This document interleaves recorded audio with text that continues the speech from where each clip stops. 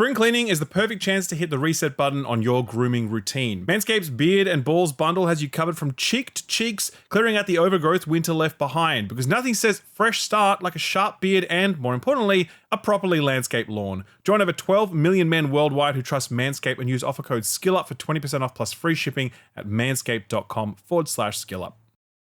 Gamers, welcome to March. It's a lot less crazy than February, but it's still pretty wild. No, that is not a Monster Hunter Wilds reference, but maybe it is, since we'll have plenty to say on that in this episode. No, it's just a matter of fact that March is a lot more chill than February was, and I personally am looking forward to some downtime while I catch up with some backlog and play through some games that aren't 100 hours long. Then again, Assassin's Creed Shadows is dropping this month, and if that's anything like Valhalla, that game's gonna be like 800 hours long, or 6.8 years for completionists. I'm kidding. And you know how I know I'm kidding? It's because Ubisoft have officially confirmed that Assassin's Creed Shadows' main campaign experience is going to be about 30 to 40 hours long. Hell yeah, we did it, boys. We complained enough, and they listened. Here's the detail. In an interview with Independent Genki, AC Shadow's game director Jonathan Dumont confirmed that the main story would be 30 to 40 hours long, and that completionists should be expecting to spend 80 or more hours with the game. That is a stark contrast to Valhalla, where a beeline playthrough was around 60 hours, and your average playthrough was closer to 80. By that metric alone, Shadows' main story experience is roughly half the size that Valhalla was. At some point, maybe a decade ago, news like that would have been met with some disappointment. People wanted their games to stretch out infinitely, and robust game length was proudly touted as a major selling point in marketing cycles. These days, it's very different. And while some get really turned on by hearing that Kingdom Come Deliverance 2 is at least 100 hours long, just as many people are turned off by that fact because they don't have room for that in their lives. Specific to Assassin's Creed, I think the discourse about game length is a little different because most people do enjoy this formula on some level. It's just that they don't enjoy 80 hours of it. It's one of the things that made Ghost of Tsushima so great. It felt like it was just the right length, never overstaying its welcome. The reveal comes at a tricky time for Ubisoft as Assassin's Creed Shadows has officially leaked, in the sense that multiple copies of the game are out in the world, multiple people have been hosting streams and uploading gameplay, and spoilers are certainly out there. Ubisoft is doing their best to stem the bleeding, issuing copyright takedowns across various platforms, and fair enough. Leaks like this are never a good thing for the developers who worked for years to craft an experience for players, so Ubisoft is certainly well within their rights to protect the surprises they have in store for AC fans. Ubisoft did publicly respond to the leak too, and here's what they had to say, quote, "Leaks are unfortunate and can diminish the excitement for players. We kindly ask you to not spoil the experience for others. Thank you to our community for already taking steps to protect everyone from spoilers. Stay in the shadows, avoid the spoilers, and keep an eye on our channel for more official surprises in the coming weeks.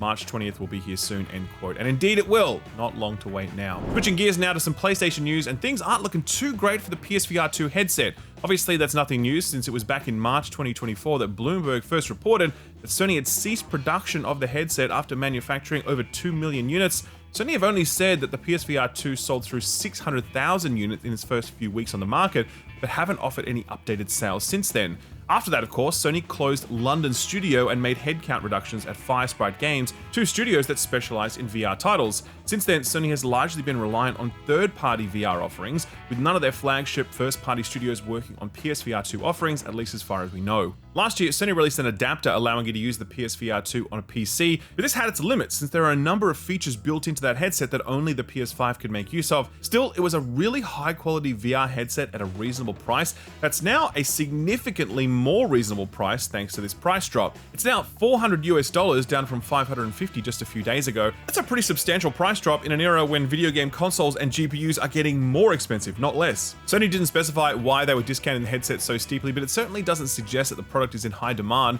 The MetaQuest 3 headset is still the undisputed market leader in the category, offering a pretty fantastic standalone VR experience for cheaper than what the PSVR 2 was priced at. This price drop does bring the two headsets in line, but it's still a pretty tough sell to recommend buying a PSVR 2 given how little development support it seems to be getting.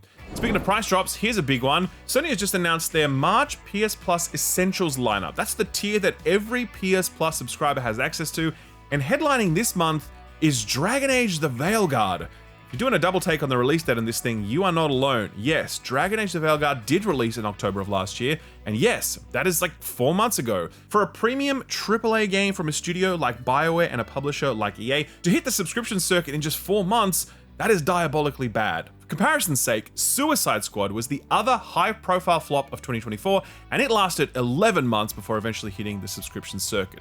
Veilguard did it in 4. And seeing the chatter around this, I definitely saw people legitimately angry about this in a way that I haven't quite seen before. People felt really hoodwinked or ripped off in the sense that they paid a premium for a new release product, thinking that price point would be the only way to play the game for some time. For EA to essentially give the game away just 4 months later, it's going to naturally affect people's willingness to pony up the dough the next time a big release rolls around. I guess an interesting question to ask is, does EA have a responsibility to respect the money those day one consumers slap down by holding off on a move like this? Or is it just business and products get discounted all the time for various reasons and consumers really shouldn't complain about it one way or the other? Personally, I feel like you need some grace period, like, I don't know, 6 months at least. Ideally more. I get that this is all dollars and cents at the end of the day, but a move like this really pisses people off, and I certainly get why. Regardless, Dragon Age Veilguard is a divisive title. Obviously, I didn't like it much, but a bunch of other critics did, and the game still sits at a 63 mix on Steam, so more people liked it than not. And if you've been curious to see what all the hubbub has been about but didn't want to slap down the $70 asking price, then boy, is this your lucky day. One game that has certainly not had any problems in the money-making department is Monster Hunter Wilds. We knew this sucker would be big, but I don't think anyone expected just how big it would end up being. Within the first few hours of going live, the game amassed over 1 million concurrent players on Steam, making it one of the most successful game launches of all time. That number climbed over the weekend to hit 1.3 million concurrent players, making it the 5th most concurrently played game in the history of Steam.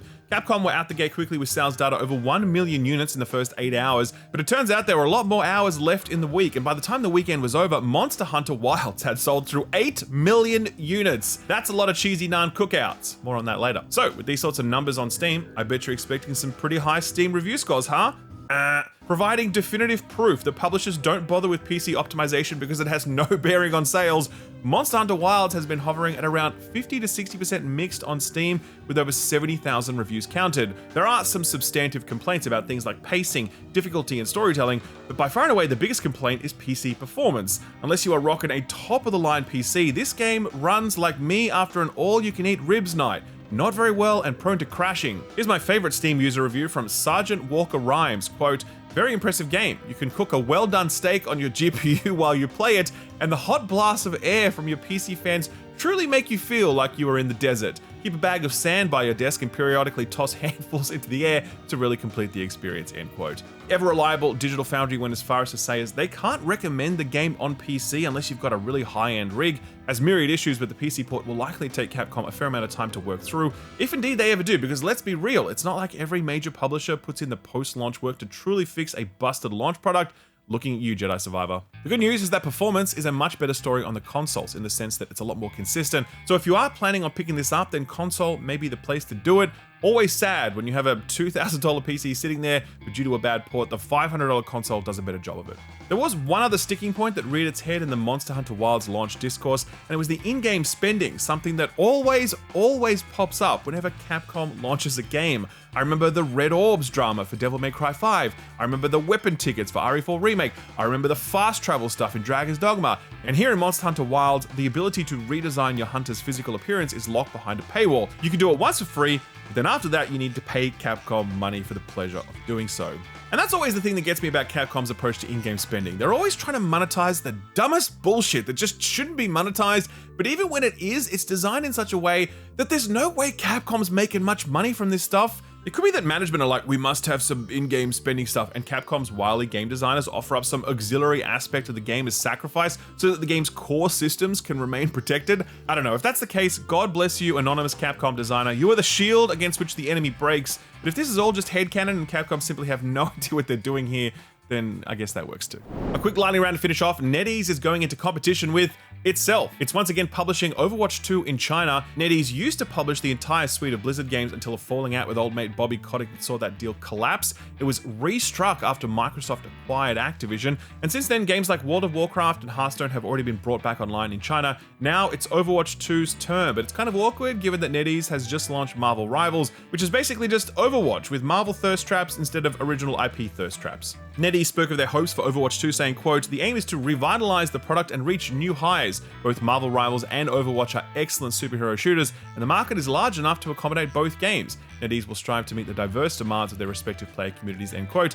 I guess we'll find out if they're right soon enough. More bad news for Warner Brothers shareholders, as if they hadn't had enough of that already. Their gaming profit is down 29% year on year. That result is no doubt due to the bumper earnings that Hogwarts Legacy delivered for Warner Brothers since its launch, and it's hard to compete with those numbers if you aren't releasing new games. games, or if you are releasing them but then immediately cancelling them, like multiverses. During the earnings call, Warner Brothers Games boss said more of what they've been saying the past 2 weeks, quote, "Just 2 years ago, our games team broke through with Hogwarts Legacy and created a completely new gaming franchise that was the best-selling game of the year, a result that only 3 other franchises in the last 15 years have achieved. That gives us confidence that with our refocused strategy, we can get back to producing high-quality games built for long-term consumer engagement, which we expect to propel our games division back to profit in 2025 and emerge as a more significant contributor to growth in the years ahead," end quote. So yeah, as you can see, their strategy basically boils down to, we'll just find another IP as popular as Harry Potter.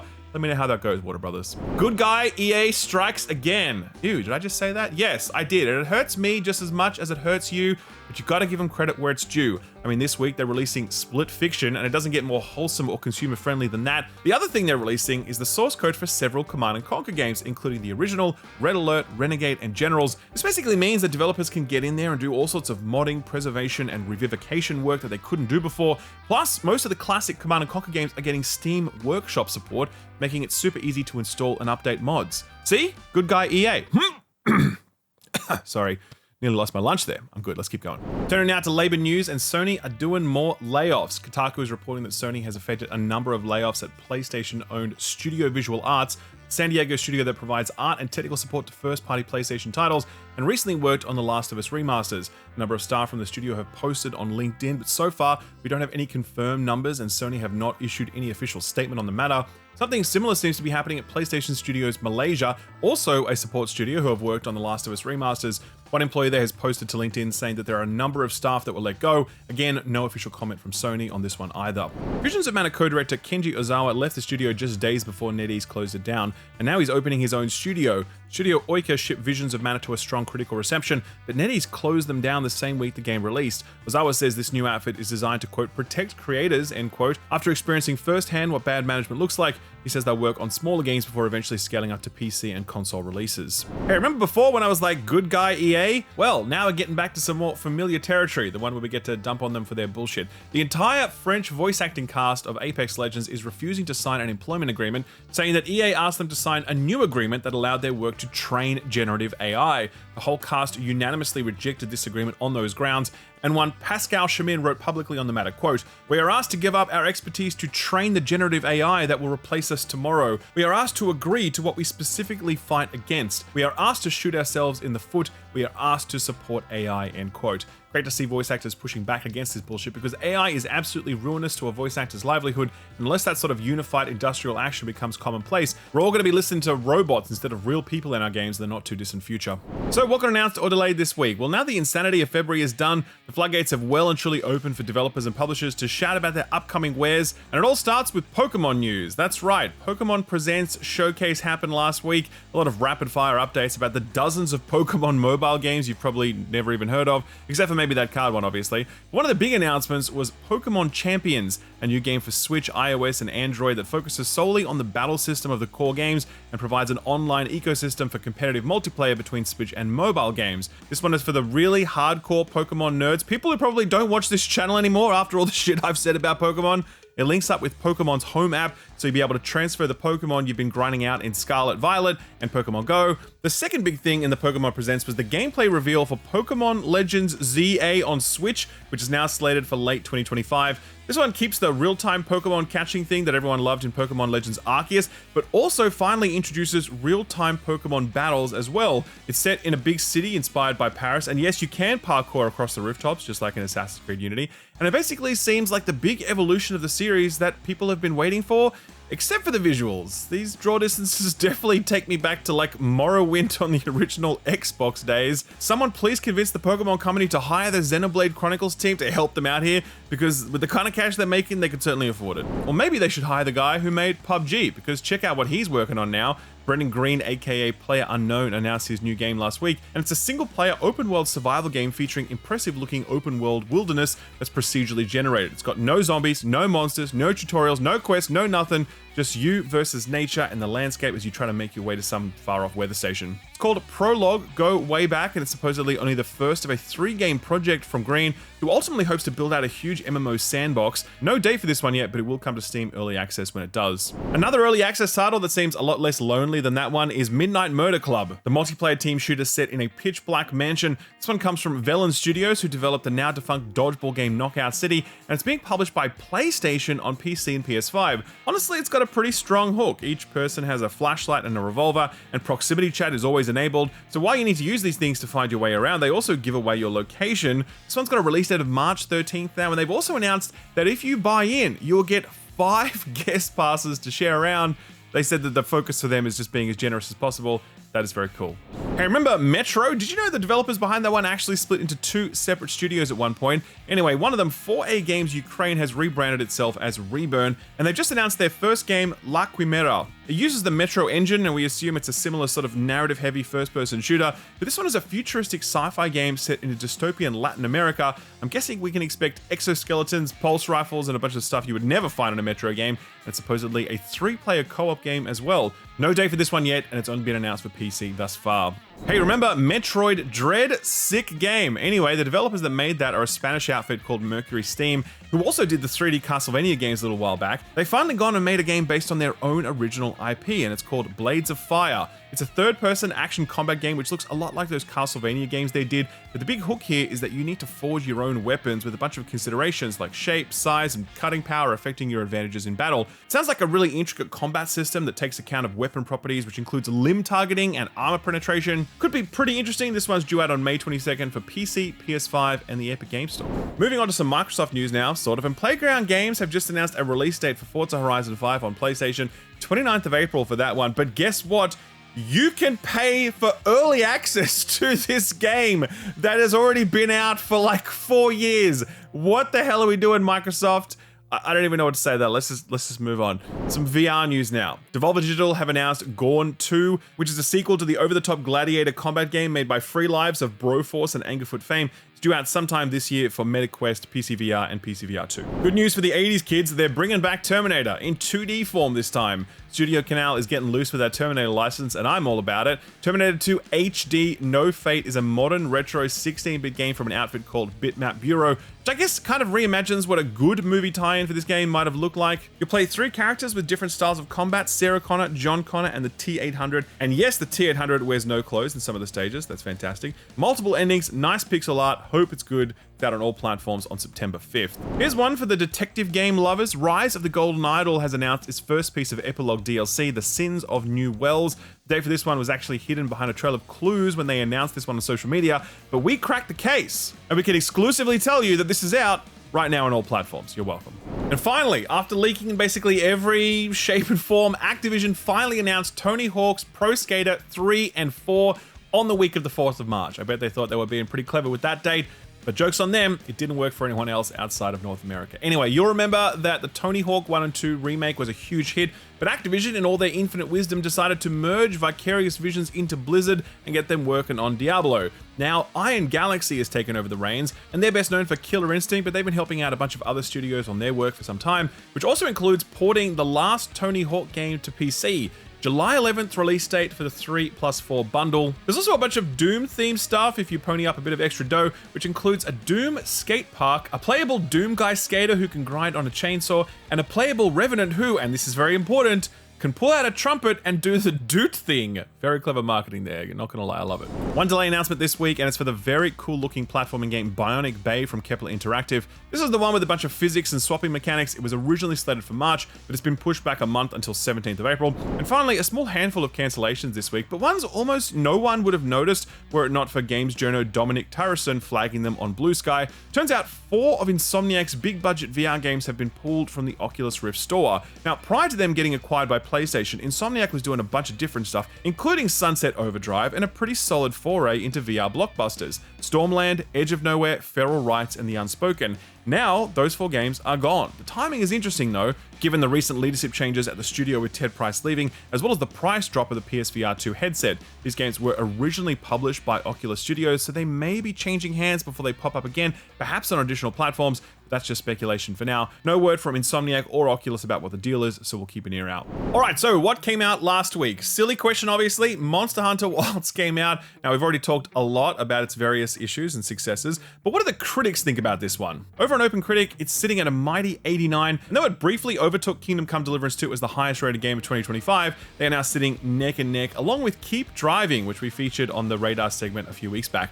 A lot of the pre-release reviews for this one talked about how the game has lost some of its charm due to the streamlining Capcom has applied to it, but that doesn't seem to have changed the fact that the core loop of smacking monsters with a big sword is still as satisfying as ever. Here's PC Gamer, who gave this one a more modest score of 85 out of 100, quote, "Wilds is an action game in a class without contenders. It's the new height for haymaker hammer blows and the pounding drumbeat of gun lance blasts, for watching a trio of your seeker arrows spear a flying wyvern out of the sky, sending it plummeting down to earth as your cheering teammates kick their raptor mounts into a charge. Wild signals a new era for Monster Hunter, one that pares down everything that stands in the way of diving into battle with creatures 10 times your size. It's an impressive reinvention, but Monster Hunter's carved a little bit more of itself away than I would have liked," end quote. Alright, moving right along now from the exciting world of monster hunting to golf. That's right, PGA Tour 2K25.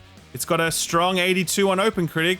Here's what IGN had to say when they gave it 8 out of 10, quote, "With substantial changes to how it looks and plays, PGA Tour 2K25 feels like a..."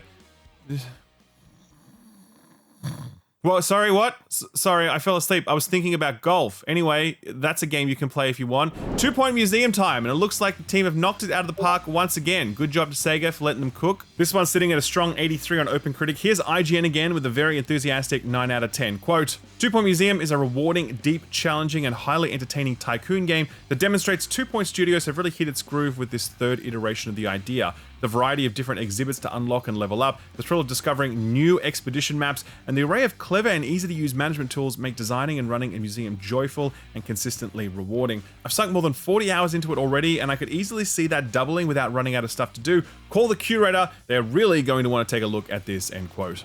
A quick check-in on the tactical brawler Knights in Tight Spaces, the sequel to Fights in Tight Spaces. This one has landed at a strong 77 on OpenCritic, with the broad consensus being that it continues the great formula of its predecessor and adds a lot more on top. But maybe that's not what's really needed. Eurogamer gave it 3 out of 5 stars and said, quote, "Knights in Tight Spaces expands on every part of the Fights in Tight Spaces template, but an abundance of new ideas swamps the clarity the original had," end quote. And finally, let's check in on that Carmen Sandiego reboot. It's sitting at a strong 76 on OpenCritic. Lots of reviews from critics who are finding this kids game a bit too easy, but Shaq's News is one of the more positive ones, 8 out of 10, saying, quote, "It's not much of a challenge in terms of knowing things, but it does use historical and geographical education as a backdrop for a fun, mystery-solving loop that tests your deduction skills just as much as your ability to soak up facts," end quote. If you're curious about this one, just remember it's a freebie with your Netflix subscription, so check it out. Alright, so what's coming out this week? Not a bad week, honestly. Plenty of stuff to get your hands on if you're not already completely consumed by Monster Hunter. Thursday's kicking off with Split Fiction, which is of course the latest co-op action-adventure game from Joseph Fares and Hazelight Studios, following up from the wildly successful It Takes Two. This one involves 2 writers who got sucked into a machine that has brought their fantasy and sci-fi worlds to life, and that honestly is the very convenient way to introduce a pile of different levels without worrying about them being too disjointed from a story point of view. I just wrapped this one up myself, link to my review below the like button, and I had an absolutely fantastic time playing through this one. The writing and the characters aren't the best, but it makes up for it with some absolutely unforgettable gameplay sequences, especially the finale. Oh my god, this finale, we're going to be talking about this for years to come. It is that good. If you have a BFF you play games with, and this is kind of a no-brainer, and even if you don't have any friends, then you should make a friend just so you can play this game. And other reasons too, I guess. That makes sense. This one's out now on all platforms bar Switch. Also out on March 6 is Fragpunk, a new fast-paced competitive multiplayer shooter from Bad Guitar Studios, who are owned by NetEase.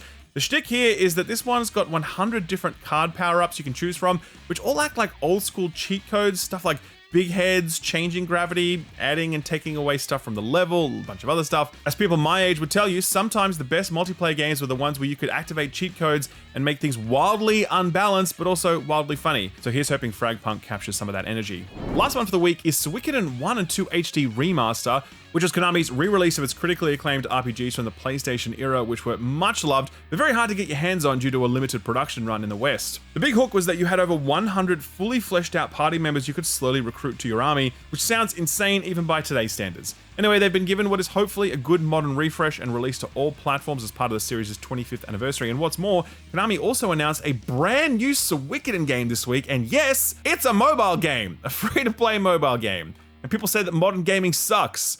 Sometimes it's hard to argue. Flipping over to next week, Annapurna is launching Wander Stop on Tuesday the 11th of March. This is the new game from Davey Rendon of the Stanley Parable fame, and at first glance it looks like a cozy game where you simply manage a tea shop in the middle of a nice forest, which is, very relaxed, very nice. There's a bit more to it though. Your character is a former tournament fighter who's going through a rut and is having to adjust to their forced sabbatical. Knowing the kind of game Rendon is known for, I think it's justified in suspecting that there might be something more down the line here, but we'll have to wait until next week to find out more. On the same Tuesday, Team Ninja's Rise of the Ronin is coming to PC after a year on PS5. I didn't really love this one when it first came out, but critics seem to like it well enough. Koei Tecmo have never actually announced any specific sales numbers for this one, only that it surpassed the pace of Neo at launch, but either way they're probably hoping for a bigger splash on PC once people can finally mod Thomas the Tank Engine into 16th century Japan. And finally for this week, let's put this on your radar.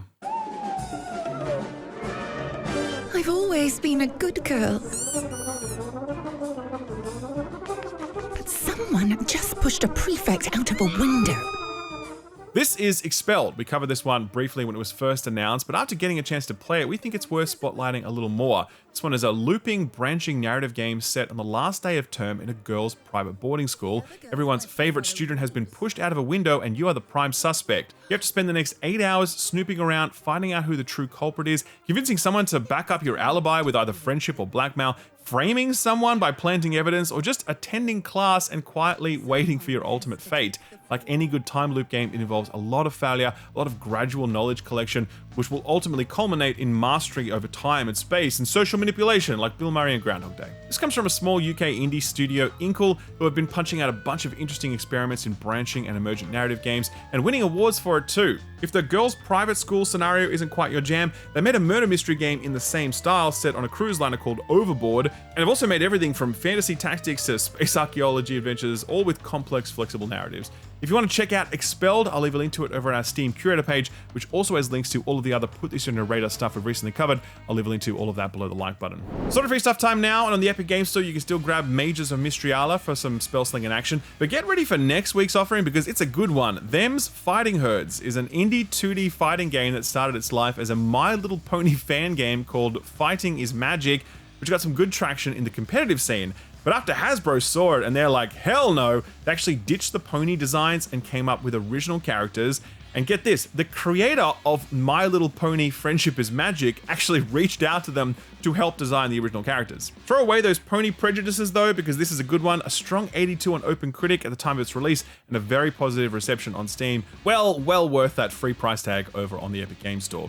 The Sony PS Plus Essentials lineup has been released. As we said, it does include Dragon Age Veilguard, but in addition to that is Sonic Colors Ultimate, which I'm told is okay as far as Sonic games go, as well as Teenage Mutant Ninja Turtles The Cowabunga Collection, which bundles together all the Konami-developed beat-em-up games from the early 90s, worth having around for a quick bash with your mates. Some good stuff coming to Xbox Game Pass this month as well, and by good stuff I mean roguelite games, so I hope you like those. The roguelike deck builder Monster Train is the first one for the month. Devolver just announced a sequel for this one, so that probably explains it. Enter the Gungeon also drops on March 11th, another all-timer from Devolver, and that'll be followed up a couple of hours later by Mullet Mad Jack. This is the breakneck FPS with heavy 90s anime aesthetics. We featured this one on our show a little while back, and it's absolutely worth checking out. And finally, 33 Immortals will be getting a day-and-date release in early access on March 18th. This is the new one from Jotun and Spiritfarer devs, which is a 33-player co-op action roguelite. Man, I had a hard enough time trying to schedule with one friend to play Split Fiction together, so I can absolutely understand why they're throwing this one on Game Pass for any and everyone to jump on it.